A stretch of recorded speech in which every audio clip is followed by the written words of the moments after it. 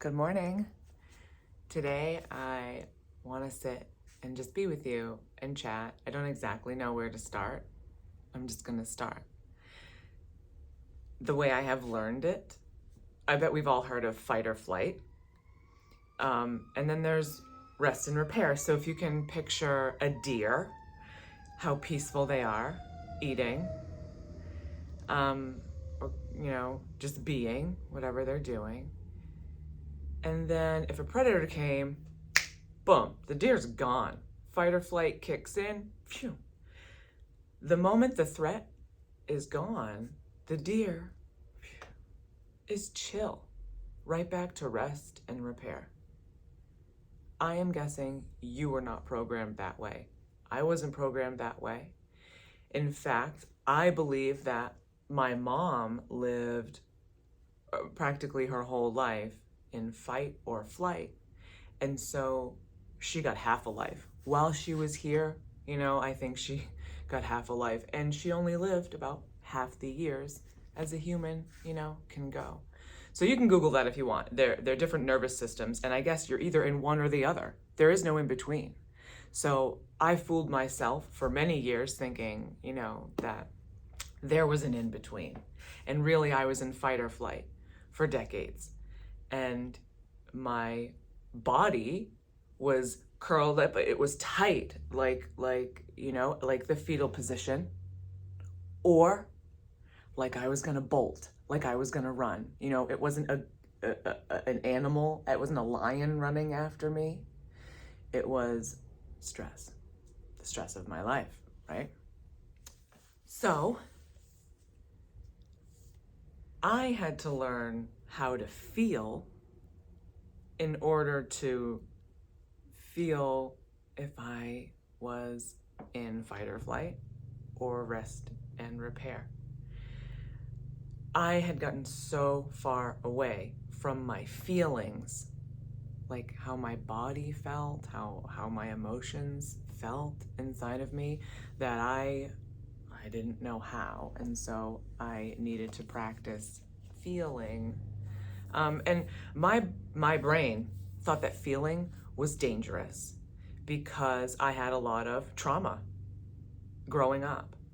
So my brain was smart, and my brain would say, "Ooh, this is so scary, and we don't want her to experience this kind of pain. Let's make her knees hurt. Can we do that? Let's make her knees hurt." And my life didn't get less stressful. It got more stressful, which led to, more trauma and more creative solutions for my brain. Let's throw her back out. Let's pop the hip out. Let's give her plantar fasciitis. That's a good one. She's gonna wake up and walk around every day like she's walking with a knife in her foot every day for years. Let's do that, because it's unsafe to feel the real emotions that are there. So really, I had been feeling a certain way, and then using my brain to, I guess, pretend I was feeling another way. I'm okay. I'm fine. I've got this. Things will get better. Things, blah, blah, blah, blah, blah, blah, blah, blah, blah. But really, down here, I was dying. And so my thoughts never made it down to change my heart. And my heart never made it up to change my thoughts. And so there's just a fight here at my, brain stem for decades. And my body definitely felt like it was giving out on me. I felt like a very, very old person I was 30 years old, maybe, and felt, I can't do stairs anymore. And I was giving things up. Dance is a passion of mine. I had given it up. I can't dance. I can't go to Zumba class. I hurt myself. My back's bad, my knees bad, my hips are bad, my ankles are bad, my feet are now bad, my shoulders are junky, my ribs pop out of place, my vertebrae pop out of place. So yeah, right? So, and I think society tells us Oh, you're aging. Oh, you have this disorder, this dis-ease. Disorder, dis-ease.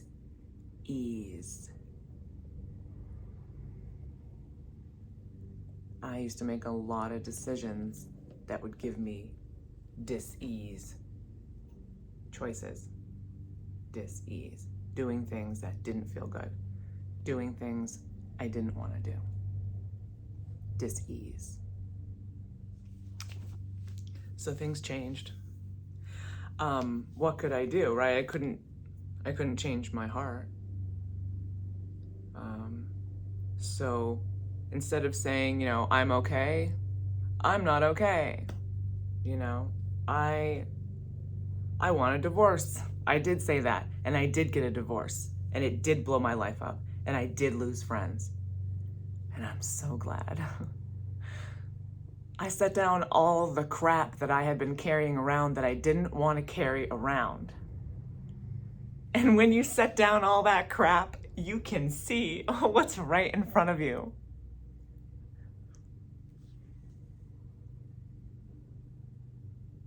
Wellness, health, wholeness, alignment, not disorder and dis-ease.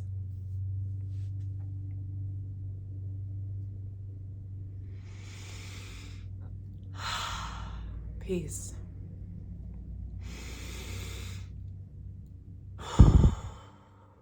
Rest.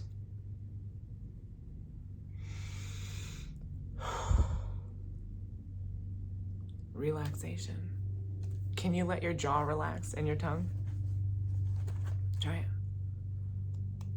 How about your belly? Let it hang.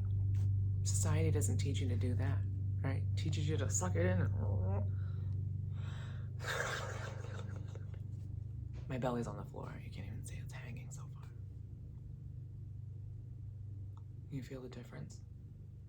Are you usually holding yourself together? Fall apart.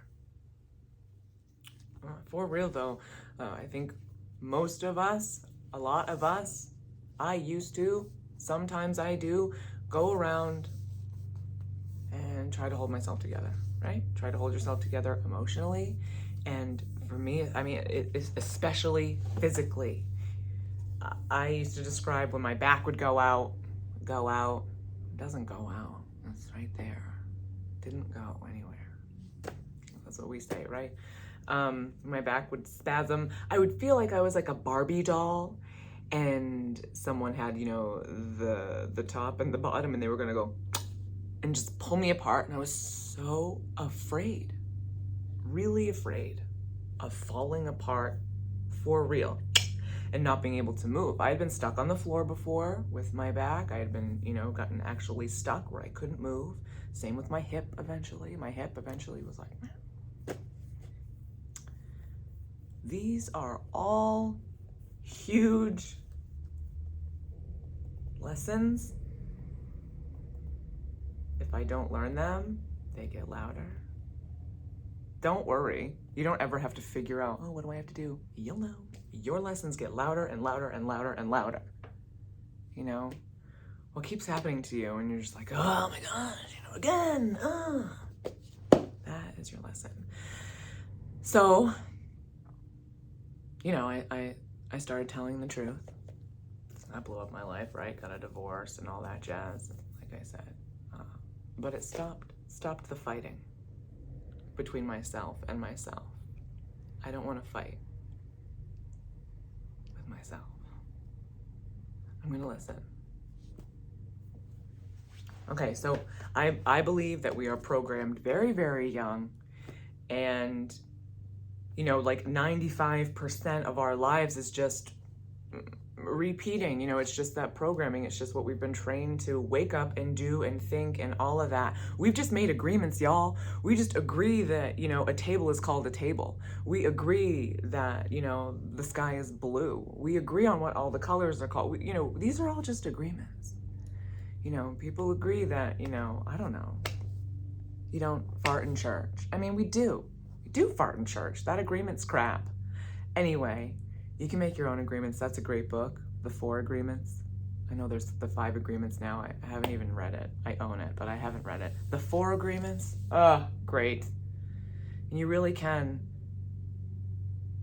decide what agreements you agree with, right? You get to choose the contracts that you sign. So, what's next? Okay. I could go on and on and on and on. And if you ever want to go on and on and on and on, you know where I am. I just want to share somebody else's words, so that way I won't go on and on and on and on and on. I don't know if you've heard of Eckhart Tolle, The Power of Now. Now is really powerful. Do you have anxiety? You live in the future. Do you have depression? You're in the past. You're right here, right now with me, and those times do not exist, and you do not need to live there. You can live right here, right now. You can live right in your breath. That takes a lot of practice to live right there. I have thoughts that just happen. Thoughts just happen, by the way. People, apple trees, apple, acorns, oak tree. Thoughts, thought. They just happen. And it's nice to use our mind to choose the good ones that make us feel good. That's great. But thoughts just happen. The thoughts that we've been programmed to think, most of them are the same every day. Most of our thoughts are the same every day. No matter what the thought is, by the way, you can put it in a balloon and just watch it off, watch it go. Anyway, let me read a little bit from Eckhart Tolle's. This is a book called Practicing the Power of Now. I love The Power of Now, and I love the book about the book, The Power of Now. So I just want to read this. Emotion, the body's reaction to your mind. Your body's reaction. So emotion is felt in your body. We don't have to think about how we feel. We have to feel how we feel. Ready? Eckhart Tolle's words, quote, "Emotion arises at the place where mind and body meet. It is the body's reaction to your mind, or you might say a reflection of your mind in the body. The more you are identified with your thinking, your likes, your dislikes, your judgments, your interpretations, which is to say the less present you are right here, right now, because we're so charged with our past and what might happen to us, with us in the future." I should have done the unquote thing and then you know what I mean. I'm continuing now to read. The less present you are as the watching consciousness, the stronger the emotional charge will be, whether you're aware of it or not. And if you cannot feel your emotions, if you are cut off from them, you will eventually experience them on a purely physical level as a physical problem or symptom. And that is exactly, that was my trajectory. My body was just continuing to give me pain after pain after pain after pain after pain, discomfort after discomfort, dis-ease after dis-ease. Really made for us. We are programmed when we're teeny tiny. It's all direct download in the beginning, and then there we go. And it usually takes cosmic 2x4s, boom, to wake somebody up. Wake somebody up. And sometimes that's a big event, a big health event, a big emotional event. Sometimes it's more than one event. Sometimes it's a life of the same thing. It's Groundhog Day. It's on repeat. A lot of cul-de-sacs. People will share maybe like relationship problems with me, and oftentimes you can just see it, that you're in the cul-de-sac. And if you're just so used to driving that cul-de-sac, sometimes we don't even see all the streets that we could turn off of anytime. And even if you take that street and you think you're way away from the cul-de-sac, then all of a sudden you make one turn and oh my gosh, I'm back in the cul-de-sac. It's Still happens to me, y'all. Programming. Guess who's in charge of the programming now? We are. Okay, so I'm just gonna cap it here. I was gonna sit here and like maybe say a few things and drink my smoothie with you.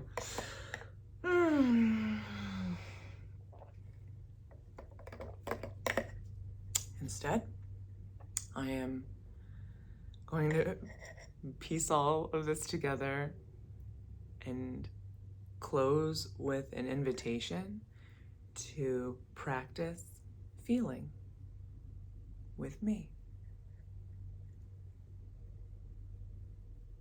I bought the domain name Feeling Practice. I've done this before, not the Feeling Practice website. I have done what I called Feeling Practice. I involved a couple gal friends at the time, and actually maybe guy friends too. I don't even recall who they were. But I did write a little something about it, and I will share that. I'll put that on the website. That'll be the first thing I put on the website, is the experience I had before when I just took moments daily to feel, to just practice feeling, which may be the most powerful thing that we could do, is just be and feel. Not do, not go, not focus outward at all. You focus outward, there's your world. Your world arises. You focus inward, and your source arises. The stream of wellness that's always there arises. So let's practice tapping into that, yeah?